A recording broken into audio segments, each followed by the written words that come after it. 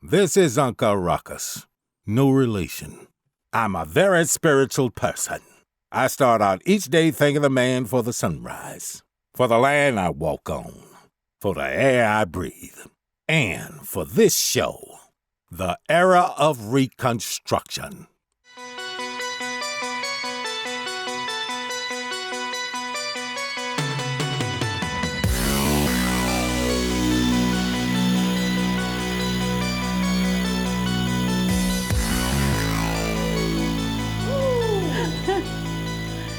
Talking about women, ladies and gentlemen, Coney Barett is hot, super hot. She embodies a strong, beautiful, educated woman that is not only worthy of praise in being a professional, but also a mother and a wife, and one that loves God and the Constitution. But she is considered public enemy number one to the left. Why in the world is that? Welcome to the Era of Reconstruction Podcast, a new Journey Pack production for this October 1st, 2020 on a Thursday. And I am your host, Darren Williams, and the Director of Policy and Endorsements of New Journey Pack. And thank you very much for the applause. You're welcome, sir. You're welcome. We need more applause from the audience out there. There we go.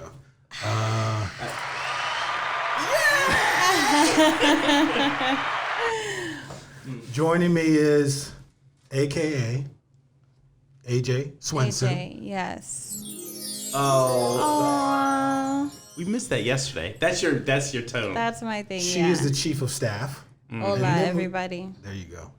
And then we got Audrey Pruitt, our CEO. You see how they treat Negroes, right? They just say the name. They don't know music, nothing. What we you got want? Audrey Pruitt. Y'all so entitled. What you want?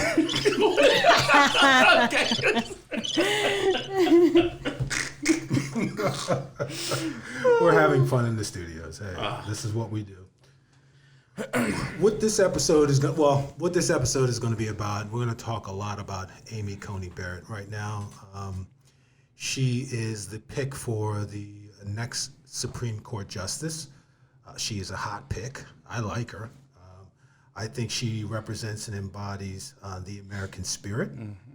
There's a lot about her that is absolutely dynamite. I mean, we can actually go through a list of her accomplishments and an introduction to her. But I think what would probably be the best thing is there's a former student of hers. She actually was a professor at Notre Dame, and there's a former student of hers that does a great introductory of who she is. His name is Pat Kilburn, and we're going to listen to him. Okay. And he's going to tell us a little bit about Amy Coney Barrett and all of her accomplishments. That's great. And then we're going to hear some good words from her. So here we go.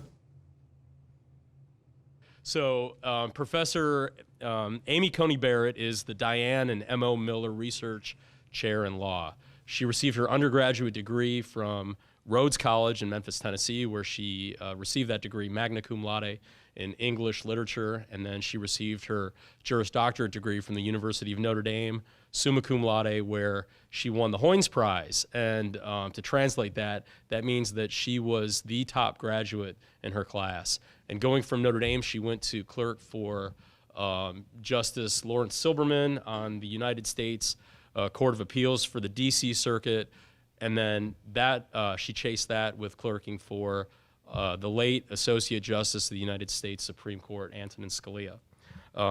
Following her work with Justice Scalia, she worked at the Miller Cassidy law firm in Washington, D.C., where she had a litigation practice at the trial and appellate level. She did appellate work also. Professor Barrett's scholarship focuses on statutory interpretation, constitutional law, federal courts, and in fact, she was appointed by Chief Justice John Roberts of the United States Supreme Court to the Advisory Committee for the Federal Rules of Appellate Procedure. So we could go on with this, but she's qualified to take Ruth's position. I mean, she really is. And so here we are trying to figure out, and we already know the reason why, but why the left is so much against her. I mean, what do you think about that, AJ? Well, I mean, they're doing their job. politicians have to raise money. They have to have a fight. They have to have something that people can talk about. Unfortunately, that's the partisan way that politics is right now. And they don't want the idea that Donald Trump would fill hundreds of judges, appoint hundreds of judges throughout the country, and 3 Supreme Court judges. That makes him successful. Extremely. That makes him extremely successful. I mean, And I don't believe dangerous it's to the left. unprecedented, but it's definitely something that he'll always be able to walk away and say that he accomplished. I mean, Gorsuch and Kavanaugh, 2 incredible judges. And for him to get to put another one, they don't want him to have that, to say the least. And they're also still better about Merrick Garland. So True. That's true. I'm of the mind that they're racist. The Democrats won't accept anybody unless it's a black woman. The current governor of Georgia, Stacey Abrams, if she was, for those of you who may be low information voters, she is not the current governor of Georgia. Just to clear that up, she claims to be, and so does Oprah claims her to be, and because she. But is she a lawyer? Because I'm surprised Joe Biden. Has Joe Biden committed to a black woman in the Supreme Court? I think he did, right? Well, yeah, there was an article where he said he would commit to one. he didn't want to commit to that for president, but he did for Supreme Court. We're going to get to this later, but this could be a reason why Latinos are starting to say, now, wait a second. We sat around while the black folks aren't the only brown folks. They're not even the majority anymore. No, not at all. If you count the illegal immigrants, right now, I believe Hispanics, when you count illegal immigrants, They're at about 17%. out of 17% of blacks are 12 or 13%. Yeah. But that's not their turn. It's not their turn. You gotta wait your turn. Well, I guess they got Sotomayor. Right. And did they get, well, no, but they didn't get the vice presidency. Because they would argue, well, you got the president, so we should have got the vice president. No, that's not. Well, no, they got the black folks got the president. This is how the left thinks about things. Yeah. The black folks got the president. We got the Supreme Court justice from the black president. Now it should be a Latina vice president. And then a black woman justice. No, that's going back and forth. You gotta go. Once all the black stuff is filled, then we go into the next thing. Oh, so it's black people first, Right. then Hispanic people, you get your little slots. But if that's the case, why did they get Sotomayor? That was Obama's fault, because you know how he was kowtowing. Well, he's half to, black, so he don't count really. Right, he was Okay. kowtowing Is he to that black? agenda. I thought he was African and he's white. No, he That's is. black. No. I'm talking about black American. He's not African American. He's not African American, but he's. Well, I thought he is African. Wasn't he? Oh, no, that's what he Can says he's you- born in We're Kenya. gonna have a I mean, debate over in the Hawaii. difference between black and African American. we Can are. you imagine that this? We're doing this jokingly, but seriously, this is the kind of conversations that have to happen on the left when they're Yeah. when they're sitting around making decisions. Notice. It doesn't come up where they went to school, what their qualifications are. They're literally talking about what's between their legs, what the color of their pigmentation is. Identity politics. This is Oppression crazy. Olympics, basically. Yeah, This is a crazy. And I can't wait till the physically challenged stepped up because I'm going to say, wait a second. Whoa, Where's the person whoa. with no Did you arm? notice on the Black Lives Matter website how often they mention the elderly and the disabled? I Do they noticed mention that them? a lot. Oh, okay. Yes. I thought it was transgenders that were winning out with them. They mention the No, elderly actually, and the they disabled a lot. They mentioned elderly and disabled more than they mention transgender because that's a They're good not voting putting group. transgender and disabled. I tell you why, because disabled individuals are less likely to go to the polls to vote. So if you wanted to steal some votes or harvest some ballots, you do it from people who are infirm. Okay. What? What? Oh, I'm sorry, y'all turned into era reconstruction for truth. Oh You God. didn't turn into for some bull doohickey. Okay. You know that doohickey word, right? That's from Driving Miss Daisy. Get that doohickey over there. Really? Is that where that's from? Yeah. Wow. But I think they're going after Amy on her faith principles, religious principles. She's a devout Catholic. Unlike Nancy Pelosi or Joe Biden, who claim to be devout Catholics. It's a problem when you're a conservative devout Catholic. And so what did Dianne Feinstein say? The dogma really resides in you.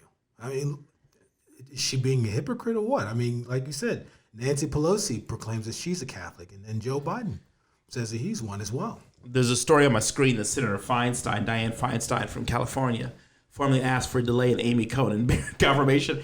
You would think this lady would sit her old crusty wrinkly butt down somewhere because she already blew up the Democrats with Brett Kavanaugh. Yeah. It was her that I'll sent never that forget line. that. She did it. And then tweeted, I just sent an a special letter or something. If I was, because I had a grandmother, that right? was the My grandmother got older like Dianne Feinstein. I had a grandmother. Now, you might be able to get, the first time, you might be able to my grandmother to do something crazy. Now, my grandma be like, okay, all right, you got me the first time. But the second time, she'd be like, fool, you better get out of my face. So how come how did the Dems get Dianne Feinstein to make a butt out of herself again? They don't care. Anything. She's doing her, and she's on that committee too. But she should be out doing foundations, and she should let somebody else do that kind of dirty work. How dumb do you have to be? Speaking of elderly, the Democrats are taking advantage of the elderly. They've done it with Biden now, making him look stupid, and now they're doing it with Feinstein. Notice this, every dumb thing, with the exception of the Green New Deal, that the Democrats do, they always farm it out to their elderly to do it. Well, that's because the majority of their leaders have been there for ages. Nancy's been there for ages. Biden's been there for ages. You know, they wanted somebody to go to a salon. Harry Reid had been there for ages. Know? They got Nancy Pelosi, Maxine Waters. They always get the crazy elderly folks to do it. That's how AOC is able to push these people out of office, because she's able to look at them and say, look, this is crazy. This is crazy. Like AOC does crazy, but it's at least policy crazy. It's legislation crazy. Yeah. They do just crazy. Anyway, it's political maneuvering for sure.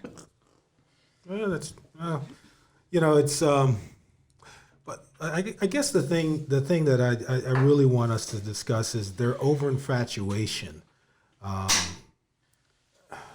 just with this particular seat. I mean, as you mentioned, that Feinstein, the Ruth Bader Ginsburg. Yeah, well, that's what it is, right? Basically, to them, it's Ruth said that no, I wanna have it filled by. She didn't say that. Her daughter lied. Of course, I know she's lying. Do we really believe that? Yeah, I know. But it was like when Baisley Ford got on, Brett Kavanaugh was, and everybody was on TV afterwards. Oh my God, look at her. Like 2 conservatives came out and said, come on now. You know she's lying. I know she's lying. She created 2 doors in her house because she was afraid and had a traumatic experience and needed to get out the house. Oh my goodness. But what my point is this is that, as we know, what is the judicial branch is to interpret the law, and who is there to make the law? The judicial branch? No, for the left. well, my point is Congress. They have Congress. So if they were to just go ahead and make the laws, they wouldn't necessarily have to stack the courts. They wouldn't have to necessarily constantly have liberals on the courts, to change laws or to revive laws. They basically have the ability, because they run the Congress, to make laws. Now, of course, those laws aren't going to get through the Senate, but the point is, I guess, that's the whole safeguard. Okay, we want to stack the courts. We want to put as many, activist judges up there. So, if we fail in getting stuff through the Senate, hey, we have the judges. The interesting thing, and I do believe this, I believe that Trump being reelected, he's going to have one more person to pick, hopefully. But who? Who's going to leave? Well, who's getting really old? They're all pretty good ages at this point. Who's been on there for almost basically 25-year mark? You got Thomas. He's still young. Oh, well, Thomas is not leaving. He's not going anywhere. He's not going anywhere. I'll give you a hint. Come on now. He was appointed by Clinton. Who? He was appointed by Clinton. Who? Steve Breyer. Breyer, yes. Oh, yeah, Steve Breyer. Breyer. He's pretty old. I think he's close to it. He's in his 80s, right? He's 80, right? Yeah. Yeah, so he's up there. So we're cheering for him to, retire. How old is Alito? Alito was appointed. Alito's going to be around. Alito was appointed by last Bush. Okay. So I'm going to make the point with the stack the court thing that you brought up, because I don't think Republicans have really realized the importance of this. Stacking the courts? Yes. For us to stack the courts, or for No. liberals to... Liberals stacking the courts. okay. I'm going to make a point with this. The liberals have been stacking things for a long time. Absolutely. The bureaucracy, if you understand how government works, most government policy is actually made by a bureaucratic regime. For those of you who may be new to government, you got to understand the way government works now is not like it did pre-Woodrow Wilson, pre the administrative state. The way government works now is Congress passes a broad, very broad law. We want clean air at 10% of bacteria in the air, less than 1% particle per million. I forgot how they measure it. And then they say, we now turn it over to the Department of the EPA to facilitate and make this happen. And we give them all necessary power and authority to do that. And then the EPA actually makes what they call regulatory law or administrative law that all these businesses have to abide by. So most of the laws that businesses violate aren't really laws passed by Congress. They're bureaucrats. So what did the Democrats do? As the bureaucracy grew, or as the laws grew, the Democrats grew the bureaucracy. And every time they come in, this is why healthcare was important to Obama. Healthcare was not important to Obama for the notion of getting healthcare to people. It was important because he could expand the bureaucratic power and pack progressives into it. And now that you're under civil service and not the spoils system, I'll explain that in a moment. Now that you're under civil service and not the spoils system, what can happen is now you put a left-wing bureaucrat in there that's not been elected by any, they're in there for life, and it takes forever to get them out. So this notion that the Democrats are coming up with a wild policy and they're now just packing the courts, that's actually horse manure. Because the Democrats have been packing government for ages. That's the problem. We highlighted this in our very first podcast. That's the problem, Darren, that Trump ran into. Democrats are packing the bureaucracy. Yep. Yeah, they are. And so the reason why Trump had the issues he did, why he was wiretapped, why nobody in the DOJ was listening to him, why the military industrial complex, why everybody like Vindman or Venmo, whatever's villain, was up there testifying against him, was because these are all liberals that have been packed into the bureaucratic system. The only way the Republican Party is going to stop this packing, and I'm going to talk about the court packing. I'm talking about, to be honest with you, we wouldn't have to worry about the courts so much if the Republicans would focus on the bureaucracy. Yes. I think the Republicans should unpack the bureaucracy, start deleting some of these positions. Well, I think that's what Trump was attempting to do. You know, not to refill them. But he couldn't. You know why he couldn't do it? He couldn't do it though because the Democrats control the House. Right. Yeah. So even if he doesn't refill them, which is his right, guess what? When a Democrat president comes along, he's going to fill them. And now that person's there for 20 years. They'll be there through 5 administrations. Yeah. You know? And because the nature of conservatives aren't activists, even when you get a conservative in the position, they tend to want to save their jobs. So what do? They drift leftwards in the bureaucracy. Yeah. Who wants to X themselves out of a job? So the Democrats have been stacking stuff for years. I'm tired of Republicans acting like, oh, Democrats just showed up to pack the court. They've been packing government forever. Get real. Yeah, for a long time. Yeah, and the Supreme Court is next. We'll see. I do think do you think that she'll be confirmed, and do you think there are pros and cons to her being confirmed? Well, I think she'll be confirmed. Pros and cons, I think all the pros are for us and all the cons are for liberals. I mean, it's, she wants to, apply the law evenly. She doesn't believe judges should be policymakers. I mean, she's committed to, going by the Constitution. She's not favoring anybody, whether rich or poor. She's looking at the law. And she's basically what she's doing is interpreting it. I'm not sure. I'm for Amy Barett, but I'm not completely sure that when the area where Republicans tend to avoid the Constitution is when it comes to criminal justice. Our Constitution, even going back to the framers, is so in favor of defendants, it's unreal. The notion of a no-knock warrant that is it's unconstitutional in and of itself, because the framers would have never even thought that you could just bust into somebody's home. A private home was sacrosanct because they came from a regime where soldiers could just bust in your home and do anything they want. Right. And so the big con I see from Amy on the court probably would be in the realm of criminal justice. We have too many federal crimes. Most of these things need to be left at the state level. Marijuana should be a state issue. It is not a federal issue. Actually, I believe prescription drugs should be a state issue. There's nothing. If you're going to say to me, Republicans, if you're going to say to me, hey, healthcare is not a conservative, it's not a federal issue, it's at a state level, then so is pharmaceuticals. And I'll stop. I can go on, but I'll stop. Well, sorry, go ahead. No, go ahead. Go ahead. What I like about her is that when you look at her opinions, they're not, down the line. Like you honestly sometimes, based on her opinion, you don't always know how she'll see a case. That reassures me that a judge is going to really look at the case itself and the evidence presented and decide based on that. And so she's had some cases. She had a case where she went against qualified immunity, where she said, there was a case where a detective basically went after him as a suspect in his mother's murder. And this is the guy who was actually taking care of his mother. And the detective tried to get a warrant, stuff like that, and couldn't. So he started stretching the truth in order to get this guy arrested. Okay. So, when this case came to her, she said, the detective said, oh, you shouldn't be able to sue me because I'm a detective. I'm a government employee, so I should be above the law, basically.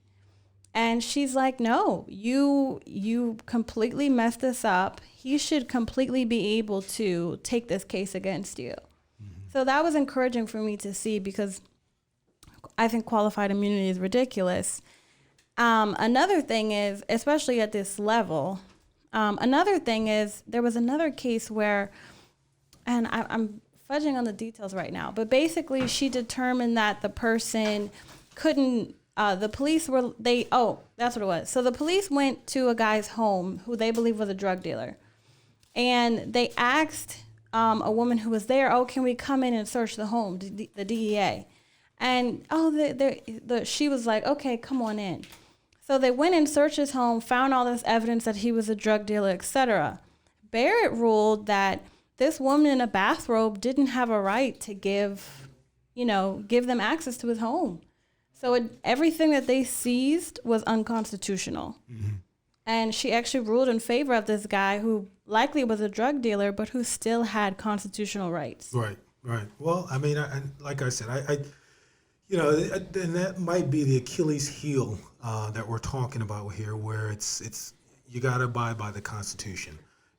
Whether it does help you in certain instances or whether it hurts you, but it still protects, and she's mentioned this, it still protects the American citizen and their rights. And I think that's, like, we go back to this thing. Sometimes it seems like, okay, we need to kind of step above the law just to get those who are really bad people or really, super criminals. But at the same time, they are protected by the law, by the Constitution. So, and I think the way she looks at it is that I have to abide by the Constitution no matter what. That is my pillar right there. I can't be moving it left or right. I got to stand by it and abide by it. And I think that's the brilliance and beauty about her. I think she's very good. And actually that transitions into her family life. I know the left has been going after her in reference to having two black kids from Haiti. she's a white colonizer, as they say. And so, I want to point out it wasn't a vast, when I did research on that, it wasn't a vast conspiracy. I did see some, Kendi, some people saying that, but I didn't see too many agreeing with that premise, which was actually encouraging to me. Okay. Yeah, I want us to listen to her speak. This is about 2 minutes, a little over 2 minutes, and she does. the reason why I want to play this is because I think it's very important, and give you a great example. We look at Bill Clinton. He was a genius. The guy was a genius, a mad genius, but he had a personal problem. And everybody, oh no, with the women, you can't put that on, his judgment of his being as a president or whatever. You got to look at those two things separately. I mean, his personal life and his professional life, they're two different things, but we respect and we love and we honor a person whose personal life is just as firm and as sturdy and steady as their personal life. So what I'm going to do is I'm going to play this video of her talking about her family. I mean, it's a great video.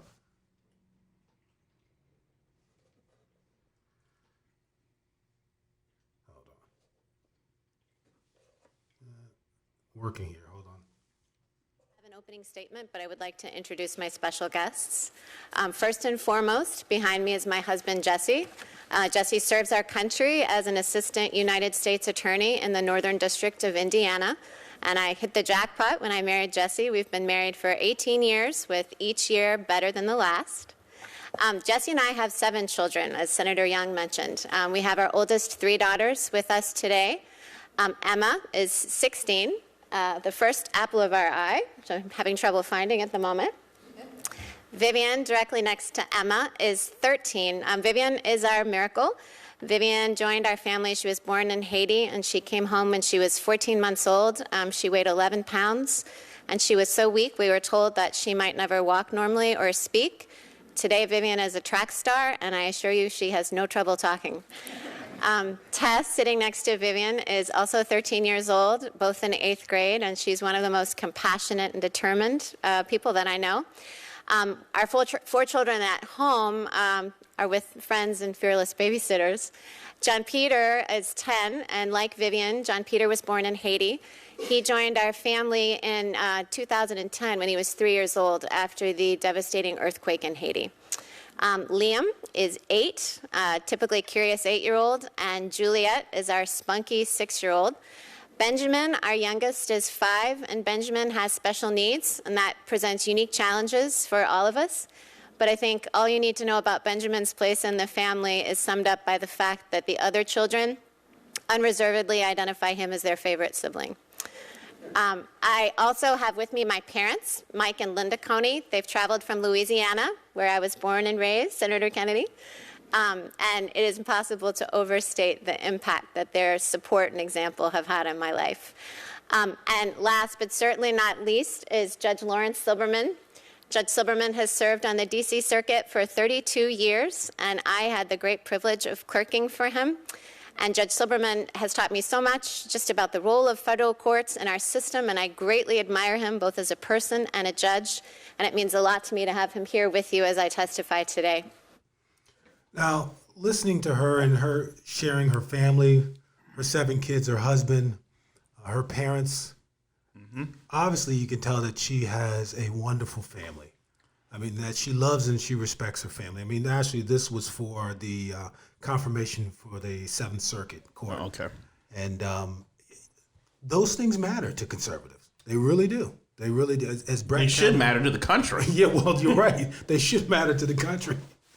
I guess the left would prefer to have a transgender up there. I mean, I Black Lives Matter. Oh my God. Relative. I don't care if she's married, single, whatever. I could care less. No. But Wait, why do you say that? Yeah. I don't think that has anything to do with being a judge. It absolutely does. Yes, it does. You are not a judge devoid of your experience.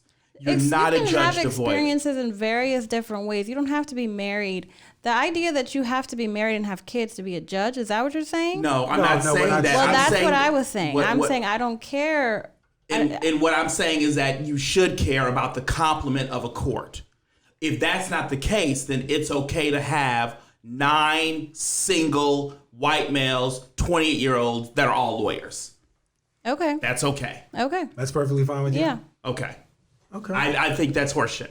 No, I don't think so. That's absolutely horseshit. It's absolutely Because not. It absolutely is. Life experience teaches you things and understands things about the philosophy even of law that's different. Absolutely. Law, and you can read this if you look at Greek philosophers. Read their earlier work. Read Caesar's earlier speeches and read his later speeches. Read lawyers' earlier stuff. Even if you go to Scalia's, Thomas. So are you talking about age stuff. or what? No, we're Because talking about you're not talking about dedicated experience. family No, men the- if you're talking about Caesar and people like that. Actually dedicated at the time in the culture that they're in. Yes, I am. Yes, dedicated? I am. What? Definitely dedicated That's crazy. Because an emperor at the time Caesar was reigning is different. The culture there in Rome is different than the culture is here. You look at it in the context of the time, and so if you have this is the whole issue. This is the whole issue, and even Republicans realize this. Rather you're married, rather you have kids, rather you're a woman, rather than you're a male, where you're born, all of that kind of stuff makes up. It makes a person. It makes a person, but to me, the idea that, I'm not saying there's anything wrong with preferring someone who's committed to someone or who has kids, but that doesn't make a difference to me as to whether or not you'll be a good judge, as whether or not you can discern and understand the law. People are aunts, uncles, people are whatever. You have different experiences based on that. If you're educated, if I look at your cases and I see that you understand what you're talking about, I could care less. So let me ask you a about question. your What do you think family about background. if we elected a president that was single? We have. I don't think there's anything wrong with that. In this day and age, you think it's Look at perfectly fine Look to at the have- married men we've got. Was that good? So we've had some bad married men. No. The idea of being married That's is not the point. The point is having the experience of a spouse, having the experience of having children, and understanding the different generations, understanding the different makeups of people, as opposed to you being by yourself, a loner, and you have your own You're impression. making a lot of assumptions about a single person's life. We all do. I think you do, and I mean, I if don't you're think all- that if I you do. just- Maybe that's because I'm still single. That could be it. But if Now, if you're basing everything that we I've do got 6 just on nieces and education, nephews that, I'm an auntie, I'm a mentor, and I'm young, but if I were older, you'd say, oh, she's not married, she doesn't have a husband, so she won't be a good judge. She doesn't have kids. no. We're not saying That's not what we're saying. What I'm saying is, I'm saying it shouldn't There are matter. certain- That's If what you I'm saying, think it it does does matter, matter. fine. I disagree. I'm saying 100%, it does matter. I'm not saying the decision to appoint you rides on that, but it matters. It matters the fact that all the Supreme Court come from Harvard and Yale. That matters. That's why what does their that decisions. have to do with your family background? That's why they're just all a person's life experience in executing law, whether they're a lawyer, a president, or a congressperson, actually matters. The whole notion behind elected representation, Because we have single elected congressmen and senators as well, and that doesn't seem to be affecting them either. the whole notion around elected individuals, the whole notion around appointed judges, the whole notion of the reason why you appoint judges from the community in which they live is because the founding framers knew, as did every single philosopher who has ever written a philosophy book, even libertarians understand that the whole sum of your experiences informs your decisions. Because humans are not computers with algorithms, they are not robots, they are human beings. I mean, that's your point of view. I disagree. I don't think that should have anything to do with it. I don't care about anything of your personal life. If I read your cases, are you a good judge? Can you make good judgments in tough situations? And I think that's the issue that we're having. Everyone's discussing, oh, she's Catholic. Oh, she's from some cult. Oh, she's from this. Does it not matter? Of course it has some effect on the way that she thinks. But to me, is she a good judge? You're what pulling makes in. You're pulling in all these other things. But what makes her a good judge? And then we're upset because we're like, oh, they shouldn't be judging her based on that. No, they shouldn't be judging her based on this. This is unfair. This is the problem when you bring in all these outside issues into whether a person is a good enough judge or they're not. not. It's not an outside issue. It's an inside issue. What was the country built on? Come on. It was built on Christianity. Catholicism is a form of Christianity. It's a I agree. denomination. They're Christians. Okay, so you look at that and you say, okay. But you can be non-Christian and have a better understanding of this country's founding than a Christian. No, you cannot be. Yes, you because can. the country was founded on fundamental principles of the Judeo-Christian principles. Yes, you can. I know multiple atheists who can explain the fundamentals of they this can country. explain it, but they don't. Better than she does. She knows multiple atheists who can do it because they grew up in Christianity. And they did not grow up in atheism. No, So they they didn't. grew You're up- making assumptions. Everything that y'all are saying, you're assuming about single people. You're assuming about atheists. When I This say is what happens when people get older. They know everybody. They know everything. Everybody's got the same background. Everybody's in a box. When I say they grew up in Christianity, They what grew I'm up saying in this is country, is but they that grew up in doesn't this mean country, that they wouldn't founded be in able Christian to principles. uphold these values as their own. No. Listen, the point is this. If you go to the Supreme Court, what do you see on the doors? You see their name. No. You see the Ten Commandments, Judeo-Christian values. That's what the country represents. Also, the country represents a family structure. We're not Europe. This country and all countries are built on family structure. You want to call it the nuclear family, you want to call it the husband and wife, man and a woman and children. All that stuff matters. I'm not saying it does. I'm not saying that these not things saying because are a person is not married, unconsequential. you don't elect them for a judge. I'm saying it adds to it. It builds on the foundation. It builds on the I'm not American saying culture. it doesn't add to it. For some people, they'll say, "Oh, look, she's a great mom. That's great. She took her kids to soccer practice. I could care less." Okay. Yeah. It's When you become a mom, you start taking kids to soccer practice. You'll I'm feel not different. taking no kids to no soccer. That's it. But here's the point. I think let's look at, is she a good judge? That's what we need to focus on. Let's look at And I her think we've record. already- And yeah, she's a good judge. She's a good We've already judge established because that. she's a mom. Because That's she's what we wanna religious, focus on. Because of the breadth What of her did she experience makes her a decide good in judge. these cases? What did she decide in these cases? Let's go through that. Let's talk about the different things the different cases that she went through, and let's discern, was this constitutional? Did she handle this correctly? Does she make good decisions? Let's go through that. That's what we need to determine. Well, I think we already went through. We established that she's a good judge. Well, he thinks that she's not good enough with criminal justice reform. So that means that we need. Yeah, I brought she up some might cases be. where she did She well might- in that area. No, but see, you're bringing up specific cases. I'm bringing up her entire structured philosophy. One of the things that Amy Coney Barett said when it came to criminal justice reform is that she said some precedent in stare decisis is more important than others. Yeah. That to me is a failing ruling in criminal justice reform. Because the whole purpose of the Constitution, the whole purpose is one, it's criminal justice. It's to separate the federal government to becoming so powerful it influences, it distracts, and it has undue influence on freedoms of the people. Right. Criminal justice reform is a rock. So from a constitutional perspective, I don't care if we've had the same law for 200 years. If we now look at the Constitution and say, this is unconstitutional, then it's unconstitutional, period. That is my problem with Amy Coney Barrett. Okay, let's talk about that. So I brought up two cases. Where she was against qualified. One where she was against qualified immunity. Another where she was against unlawful seizure of someone's stuff. So there are some cases where, based on her looking at the case, she determined that, okay, this was government overreach. This is the government overstepping their boundaries.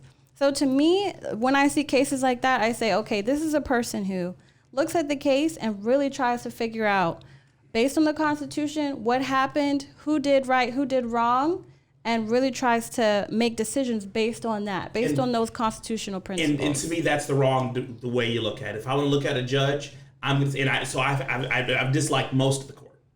Because if I'm going to look at a judge, I don't care about who does right and who does wrong. That's not the purpose of the Supreme Court. If you're going to look at a case and you're not looking at the law with it, then what are you looking at? You're not looking at the law, you're looking at the Constitution. There is a difference. Yeah. You can do wrong. Well, I said that too. You can physically do wrong and still be in line with the Constitution. And Amy Coney Barrett has held up plenty of search warrants that should be unconstitutional. She's held up plenty of them, of the cases coming out of the Seventh Circuit. Plenty of them.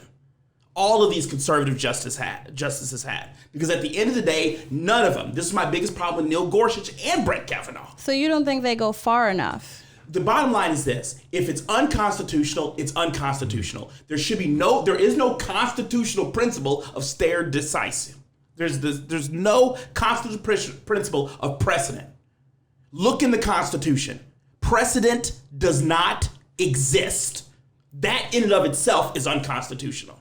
So any judge, conservative, liberal, Scalia, Thomas, that says, well, we've had the same decision for 20 years or 200 years, but we know it's wrong, but we're sticking to it, that's unconstitutional. Well, that's your issue with judges, period. No, it's my issue with Amy Coney Barrett. A lot of these conservative judges. And by the way, one of the reasons is because Amy Coney Barrett grew up in a legal system and in a legal precedent, so her experience and her history gives her undue influence. But if you talk to lawyers on the ground, like stuff that Johnny Cochran used to write, F. Lee Bailey used to write, even Alan Dershowitz used to write, because they defended everyday run-of-the-mill criminals here and there, they would look and say, this is what the Constitution was supposed to guard against.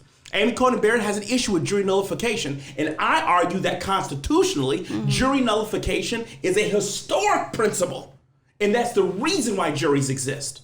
So are you planning to support her nomination? I said in the very beginning. I don't know why you're asking me that question. Regardless of, don't you think that's a major issue? I said because... But politically, you might as well. Not in a politically, in a real sense. Yeah. Who else? Do I sit around and wait for Biden? No, I'm saying let's say in a hypothetical situation, if there was a judge you would pick.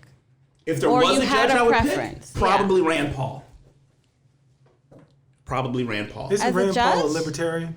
Yes. Yeah, I'm just joking because Audrey is a libertarian. You know? Yeah, he runs libertarian. You run libertarian. I do. You're just the one that said, "Oh, nothing matters. Nothing matters." Because I'm libertarian. I don't think that stuff like that. You're a libertarian. You are? I run libertarian. Yes. Oh, okay. Because I'm not. I think a lot of these old-fashioned ideas, they don't really make sense. Like in certain what? ways. Like what? The way that we judge people based on the things you guys were talking about. I don't think, but you're. And I think that part of it is growing up in a different environment where you're used to being around people who believe completely different things than you. They have worked for millenniums, even before. Wait, what do you mean? Wait, what are you saying? I don't want to get into another argument. Oh no! Because you're trying to say something about how I grew up. So since you know how I grew up, tell me. No, see, this is what's funny because all the assumptions that I've heard so far, now you're getting upset about an assumption when you made an assumption about single people. I didn't make an assumption about single people. You certainly did. They haven't had experiences, blah blah blah blah blah. Just because they haven't had one experience. Single people who haven't been married have not had the experience of being married. You said experiences. That's one. Okay, they don't have kids. They're not married. But what does that have to do with it? It has a lot to do with it. We're going in circles. I'm not saying single people are good for the court. We already established that I agree. No, we're not saying that single people are not good for the court. What we're saying is that being married and having children adds to it. We're not I think it doesn't matter. But if you like that, that's fine. No, it's not so much to me, whether we like it or not. It is an American tradition. It's I don't think it matters. I mean, we've had a president who was. I don't see why it would matter, but that's fine. It looks good on post. Bragg and Michelle Look at and the baby girls. They look good on pictures. They look good on calendars. A single guy, a single girl. That doesn't look as good on a camp. That's like Cory Booker went out and started. To some level, marriage grounds a person. You kind of need someone that's grounded. I've seen grounded people who were not married, and a lot. I don't. First of all, if you want to get into, if you guys want to get into the benefits of marriage, we need to bring a marriage expert in here who You know what I'm saying? Like, a lot of people don't do marriage well. A lot of marriages don't work out. That's fine. That has nothing to do with, to me, with how you'll do as a justice. It's not about how you do. It's being influenced. But going back to what we were saying earlier, how did I grow up? I want to know. I'm not worried. Like, nobody's thinking about your Look, let me not. Probably like Tim Scott. I made my the point. Magic Negro. Oh, right. Let's switch to that. You want to switch to Tim Scott? Well, no, we didn't talk about the Latinos yet. I was going to say polls. to people, this is because people like, this is real healthy discussion. It is. This is what we do, by the know way, in the office when All we're not the working time. it, arguing. And so this is what we do. So this is what brings about healthy discussion. You know, if the left had this capability, if they didn't circle jerk each other, they actually would get somewhere. I'm sorry. What? Circle jerk. Can you not say that now? Is that illegal to say? Well, you can't say that in front of Is that unconstitutional? AJ is You tell me. She's pure as white You know snow. I'm what? This is AJ. I do not have This is experience. AJ. Here's AJ. Okay. Yes, remember that. I absolutely love Angela. Her and I have argued till 2 a.m. I know. Stomping, arguing. Oh, we was in there earlier talking. Yeah, Darren and I too. Darren and I have gone. What were we even? I don't even remember what I think we were talking about psychology. It was Oh talking yeah, about he doesn't psychology. like psychology and philosophy. Oh my god. You don't like psychology?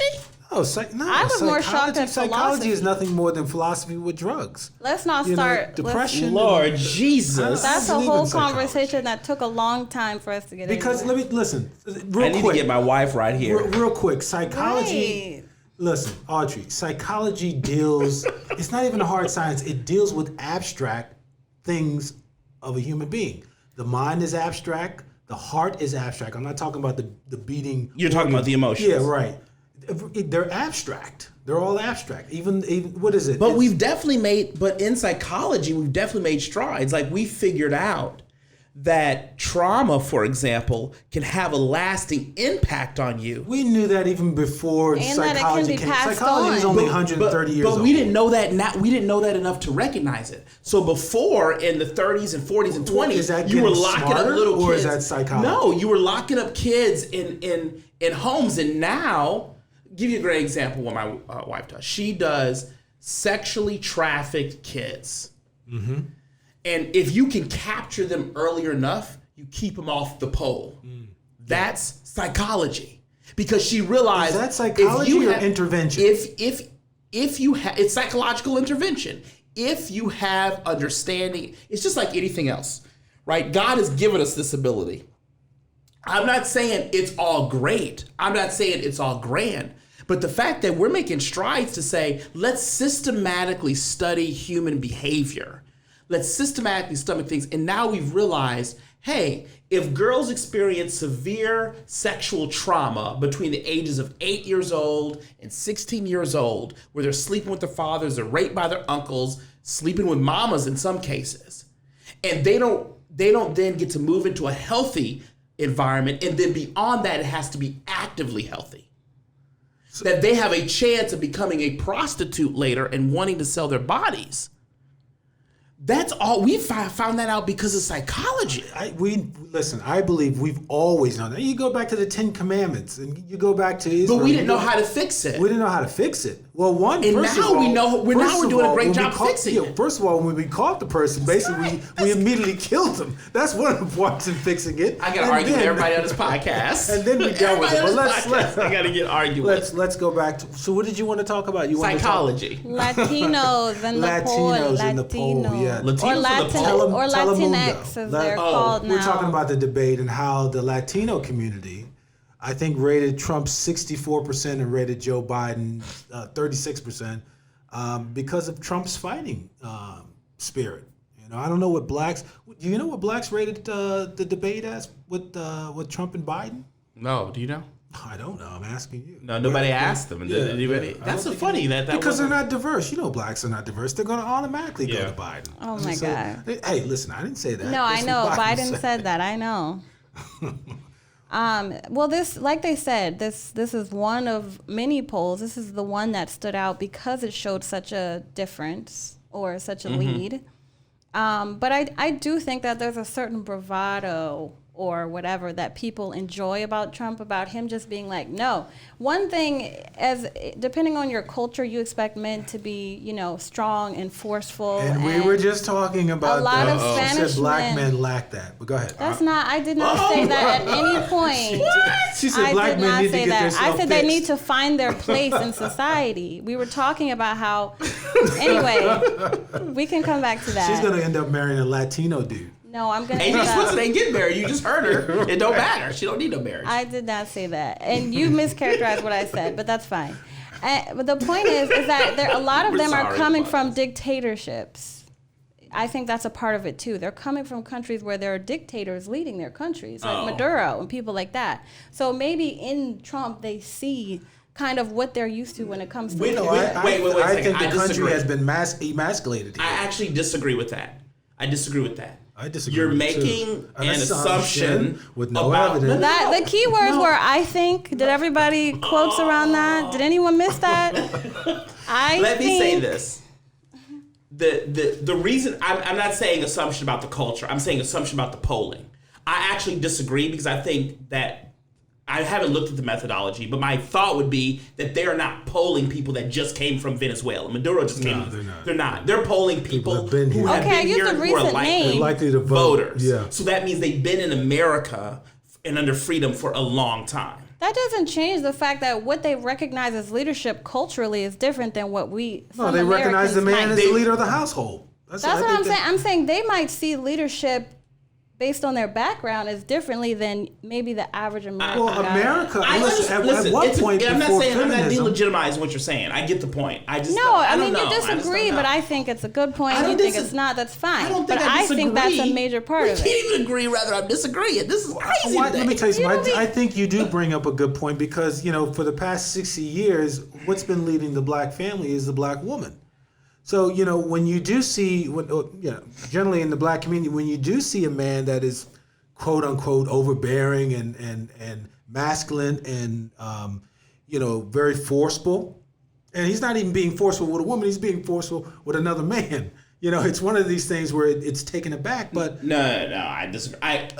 Among black culture, black folks, not black immigrants, not African immigrants, among black folks, strong black men are still held up to extraordinarily high esteem. Agreed. I think in theory. I don't No, think in no, practice. man. I No, don't man. think in practice. You don't watch enough black chick flicks. No, I don't. Yeah. All the sisters I have, I watch plenty of black chick flicks. And they talk about strong black women, but they always talk about these strong, Nia Long, what's the big girl? Monique. They all do these shows where they have strong black women, but they're all looking for these strong black men, and those are the characters that shine through. Let's go through the popular shows. I need a Tyler Perry. Well, black no. man. Have you seen those? No. Let me tell you something. I have 5 aunts who are very intelligent, highly educated, and basically they can't even keep a man because, yes, in theory, no. In theory, they do want a strong man. But what they want. Listen, I know they you don't do. want. They don't want to deal with the strong. And a strong man doesn't want to deal with them. They end up getting these weaklings, and then after about a month or two, they kick them to the curb. Man, I hope your aunts are not listening to this podcast. In theory, Oh my God. in theory, a woman wants a strong, particularly black woman, want a strong black man. But if he's going to start questioning her and asking her, hey, listen. I think we're talking about what strength looks like too. I think you might have one idea of what a strong black man looks like, and someone else might have I am a strong black. I know what a strong black man looks like. I mean, I look at that in the mirror every time I brush my teeth. I go beat on my chest. I'm a strong black man. But you're not the Like a only Tyler way Perry that movie. strong black men look. Oh, no, either. I know what you're talking so. about. I know what you're talking about. Yeah. But anyways, back to the Latinos. Right. I think they're going to really come out for Trump. I really do believe that. What was it? 30% last time with exit polls. He got 30% of the Latino or Vote, with exit polls, they say. I think it's gonna go up. Latinx. And they might have gotten that. One of the interesting things about Latinos, they are a strong family-oriented community. Although they're seeing the same family breakdown that we see. They're starting to see that Charles Murray wrote about with Right. whites, that blacks have been seeing post this destruction of what with Lyndon Johnson, and now you're right, Latina. It's slowly, it's not marching through the Asian community, and by Asian, I'm not including those who we stereotypically think of Asian like being from the Orient. You talking about historically? India? I'm talking about from India, Right. East India, China. They're not seeing that. Yeah. And to be and if this is why the family is so important. By the way, you don't see it among black the immigrants. family is not important at all. I don't think she said that. I You don't are think wrong, Darren. I'm going to pray for you because that is wrong. You just got to look from a strong black woman right there. What were you going to say, Archie? I was going to say that African immigrants, sub-Saharan African, right? The breakdown is becoming unique to the American experience of a race, not necessarily, and I even hate the term race, unique to the experience of pigmentation for Americans. I don't even think Europe is experiencing family breakdown the way we are here. No, I'm pretty sure there's some European countries going through. But I think they're going through it, yeah. England is not, last time I read. France isn't, last time I read. Are you sure? France? I thought France was not going through it. They're actually still getting married. Let me rephrase this. They're not having as many children out of wedlock. Well, that might be. So let's define the terms. When I say family breakdown, I'm talking specifically about the non-formation of a nuclear family to have, produce, and raise kids. So Europe, as far as I know, although their marriage is declining, their population is declining, they are not necessarily in the habit of saying, we're going to get married, we're going to be together, have these kids, and not be married. That's what I mean by the breakdown of the family. So these countries have really high divorce rates. From what it doesn't necessarily mean they have high out of wedlock. Exactly. But Europe's divorce rates are Europe's divorce rates are huge. But what has been shown for a long time is that even if you have a divorce rate, if you're married and you have kids, your kids are typically still better off even if you get a divorce. Yeah. Because at least they've understood the concept of what it takes. Mm-hmm. And then you feel like some kind of bond with that person. The countries with the least marriages, Slovenia, then Italy, Luxembourg, Portugal, France, Spain, the Netherlands, and Belgium. Who has the highest marriage? What's the wedlock? In Europe as a whole, they said it's shrunk 50%, but it doesn't say. It doesn't. Yeah, I was reading some paper. 4.3 out of 10 people are married. That's what they're saying. Yeah, so 43%. Yeah. So but the rate of decline is what I'm saying is the rate of decline is greater in America than it is in Europe. The rate of decline, and by the way, this is stuff I read like years ago, so I don't, I could be pulling it out of my butt. Anyway, go ahead, y'all. Oh no, we just we're all over the place. Are we done? Oh, right. We're all over the place. Are we off topic? We are. Yeah, I mean, no, it's perfectly fine. I think It's we're good. a We were podcast, so talking we can about do this, right? we were we talking can about the decline of marriage rates in the Latino community. Right. That's where that. Oh, and why the Latinos may have. I think the Latinos just going for Trump. I think they think that Trump won because. I think he won. They're also a lot. They also are one of the fastest group of owning businesses, so it could be very economic. Their 401ks, right? Because of the growth. I don't know. It's sort of funny. This is not fault of Angela. We all do this. I think we're looking to pull in these great philosophical things. It could just be very simple. Trump is good for the families. He's good for economy. He's good for religion. Latinos have growing businesses, big families, and they're heavily religious. Yep. Yeah. Yeah. And that's why they think he won. And on that note, ladies and gentlemen, we're going to have to end this program. We didn't talk about Tim Scott. Well, we're going to have to get back to Tim Scott. Tim Scott We can can wait. keep going. I mean, Okay. the Magic Negro is going to have to wait. So, Okay. Ladies and gentlemen, thank you for joining the Era Reconstruction with me, your host, Darren Williams, AJ Swanson, and Audrey Pruitt. Swanson. That was a joke. But thank you very much for joining us and joining us tomorrow. Please stay tuned. I like this music. Unca Ruckus again. no relation. This podcast is paid for by the New Journey PAC and not authorized by any candidate or candidates committee.